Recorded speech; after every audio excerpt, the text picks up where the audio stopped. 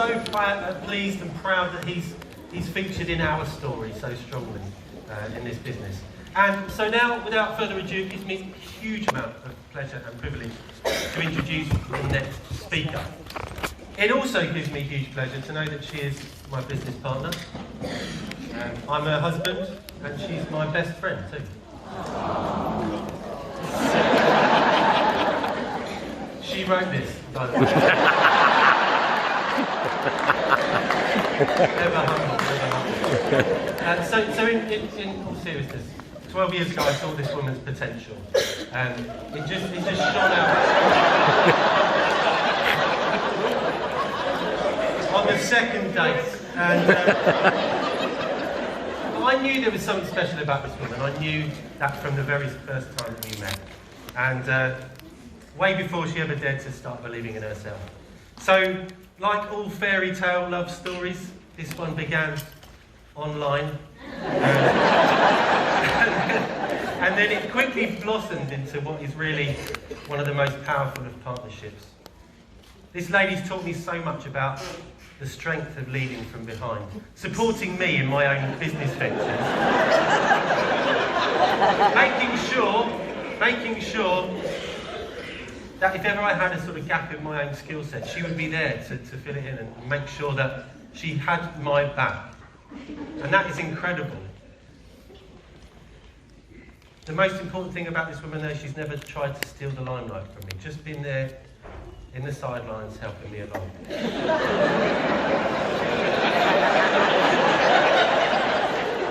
She showed me in my businesses what it felt like to be truly supported and truly independent at the same time. Something that we're really proud of that runs through our business right now.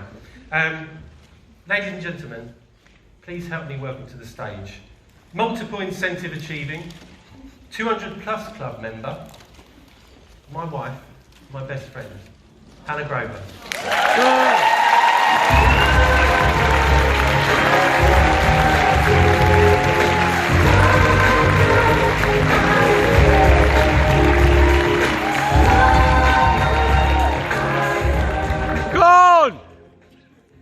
Ever since I can remember, all I have wanted to be is a mum. And that dream finally came true for me 9 years ago. But first, let me set the scene. Because I knew I wanted a family, Will and I thought it would be a really good idea for me to leave my job as a PA and set up on my own as a virtual assistant. Everything was going well, and I soon had a good client base who relied on me to keep their businesses running. In fact, it was going so well that Will loved the idea of being self-employed too. So we bought a product-based franchise so he could also be his own boss. A year later, we were about to welcome our son into the world. Picture this, ladies. After 5 days of gruelling labour, Henry was delivered by emergency caesarean on Friday the 13th of August, weighing 9 pounds 7 ounces. The problem was, I had taken 5 working days in labour, Monday to Friday, which meant Will had lost 5 days out on the road selling products. So after the weekend, he went back to work, 2 days after our baby boy was born. I was left in hospital for a further week to recover, so when we were finally allowed home, I had lost 2 weeks of work. And that good client base, who was relying on me heavily to keep their businesses running, were struggling. And they weren't the only ones. Time away from our businesses had left us struggling too. So 2 weeks after my dream of becoming a mum had come true, I went back to work. Either with Henry in tow, or with family, friends, and later a childminder looking after him for me. At the time, it didn't seem hard. It was just what you did to run a business and bring up a family. I'd do my best to go to all the baby groups with Henry, and we'd fit our clients in around us. I'd work during his nap times, in the evenings, and regularly with him in a playpen next to me with his toys. It wasn't really until 3 years later, when that baby boy was about to start school, I had a sudden realisation. In a few months, someone was going to be telling me when I could spend time with my child. I couldn't pick and choose. I'd only get to see him after school and in the holidays that they chose the dates for me. That flexibility that I became self-employed for was gone. It hit me like a bus. You see, I didn't just want to be a mum. I wanted to be a yes mum. I wanted to be the mum that could say yes to the school trips, the sports days, the school plays, the football matches, the shoes, the days out, the holidays. And at the moment, this wasn't going to happen. And the other reality was, we had taken out a big loan to buy Will's franchise. We were £29,000 overdrawn, and Will wanted out of his business. Luckily for me, around this time, I got a text from an old school friend. You might recognise it. Hi Hannah, I hope you're well. I've started a new business. I'm really excited about it. And as a fellow woman in business that I look up to, I would love to show you what it is because I value your opinion. I was flattered. So of course I said yes. And we met for a cuppa within the week. We hadn't even made it out of her hallway and into her kitchen when she started to tell me about this thing she was doing called Utility Warehouse. Had I heard of it? Well, I had. Because I had spent the last 4 years at every networking event going to build my VA business. I told her I was gutted I couldn't help her. I loved Utility Warehouse. I'd been a happy customer for 5 years. I told all my friends and family about it, and most of them were already customers. No, no, no, no, no, she said. You and Will should do this as a business. You're always having dinner parties. Turns out, a month before, she'd been to a January kick-off. Seen some speaker called Big Al. He did some training on something called colour personalities. And he recommended she think of people who are always having parties. Because they know a lot of people, and they talk. A lot. Where was I? Back to that conversation in the hallway. My response was fairly standard. Yeah, a few people have said I'd be good at this over the years. I just haven't got the time. I'm having to spend all the time I'm not with Henry working to get the money in. No, no, no, no, no, she said. You do know there are people making thousands of pounds a month doing this? What? I asked her to show me how the money worked, and my jaw hit the floor when I said to her, that's residual income. Knowing what I know now, her jaw probably hit the floor when she realised one of the first people she'd spoken to about the business actually knew what residual income was. So my initial plan was just to gather 100 customers and have a few £100s a month coming in every month. So when I was taking time away from my VA business in the school holidays with Henry, our bills would be covered. It provided a solution to my immediate pain. And of course, it was all plain sailing from there, wasn't it? 5.5 years later, we're a senior group leader, 200 plus club members, got all the bonuses, the cars, the holidays, the incentives, the works. We just looked at people. And they said yes.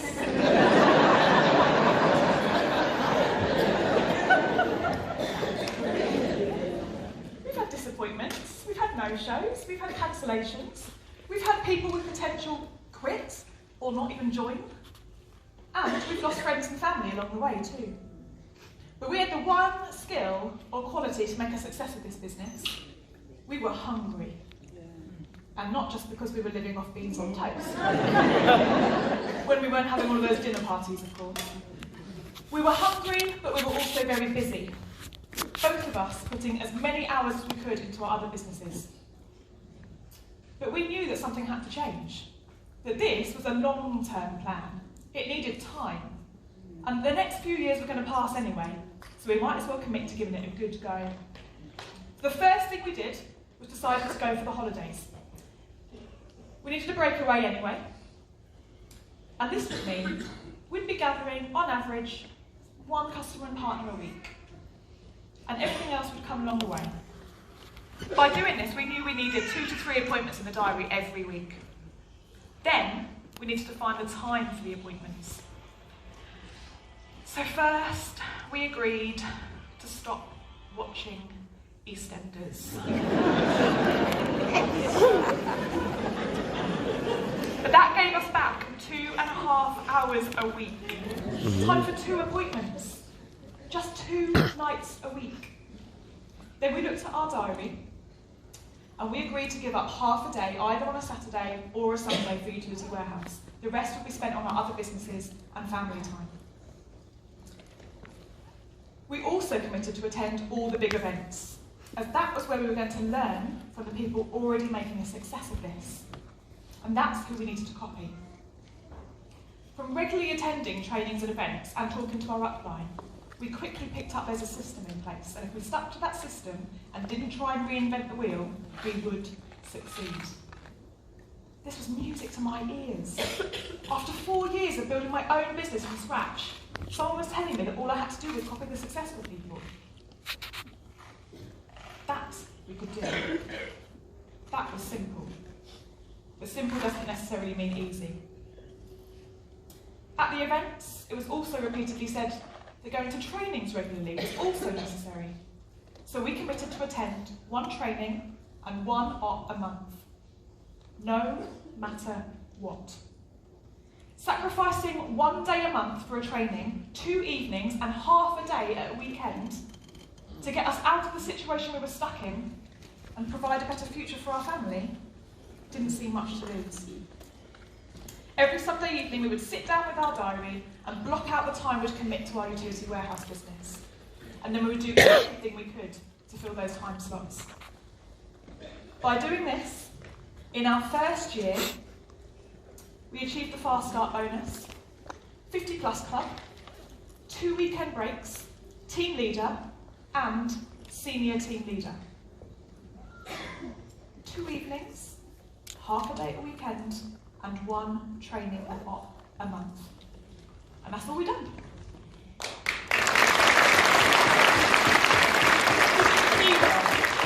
We did it consistently, every week, even when we didn't want to, when we were tired, when we had cancellations, when my Uncle Tony's broadband went wrong, when our best friends in the family told us we had been brainwashed. How? We had a strong reason why. Henry is literally the reason I get out of bed every day. If your reason to do this business, your reason why, is big enough, you will succeed. Nothing and no one will stop you. We knew this was our vehicle. It is a huge, kick-ass 4x4 vehicle that was going to help us get out of the mud that we were stuck in and up the mountain to our hopes and dreams. But hopes and dreams were something I had personally given up on. Will has always been a dreamer. He has this ability to be happy with what he got and want more. But I've been brought up in a very closed mindset household. Pride comes before a fall, and be careful what you wish for were sayings constantly in my mind. If I even looked at another car, my mum would say, "You do know your car will break down if you look at another." My mindset wasn't right to take this as far as I wanted to take it. So at the trainings and events, we were told that personal development is the glue that holds everything together. If you're not doing it every day, you will struggle to succeed. So guess what? 10 minutes of personal development went in the diary every day. And another small sacrifice. Radio 1 was replaced with audiobooks in my car. Small, slight edge changes that have changed our world. So how much has it changed? 6 years ago, we were driving a car that cost us £500. You couldn't steal it, even if you wanted to, because there was a knack to starting it, and you rarely did. When Henry was 1, we'd planned our first holiday, camping in Cornwall with 40 of my family. That car broke down. Probably because I dared to say out loud that I wanted a better one. It needed £700 worth of work doing to it. so we cancelled our holiday. Just a couple of months ago, Will and I found ourselves having a conversation somewhere along the lines of, when should we order our SGL brand new Mercedes, and shall we keep the UW Mini as well, or... It's amazing how much our life has changed in just 6 short years. There's no cancelling holidays anymore because someone else is booking and paying for them for us.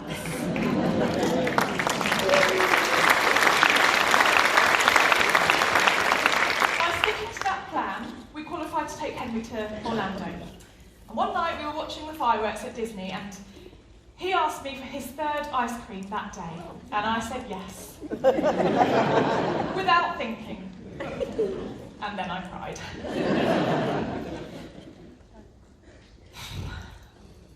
That is the yes mum I've always wanted to be.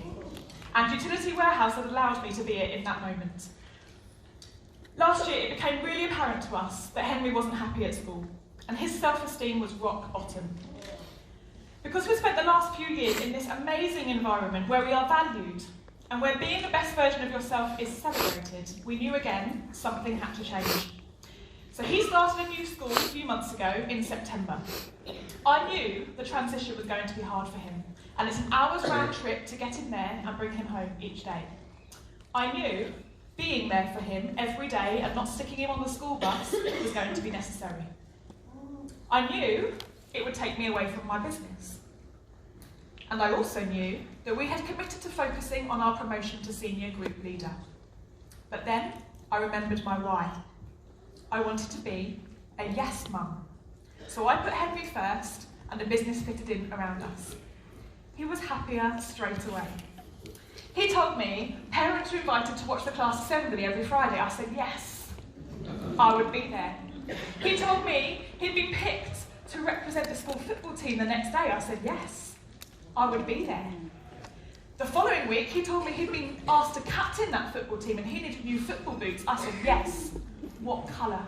And then on the 30th of September, 3 weeks after he started that new school, we were promoted to senior group leader.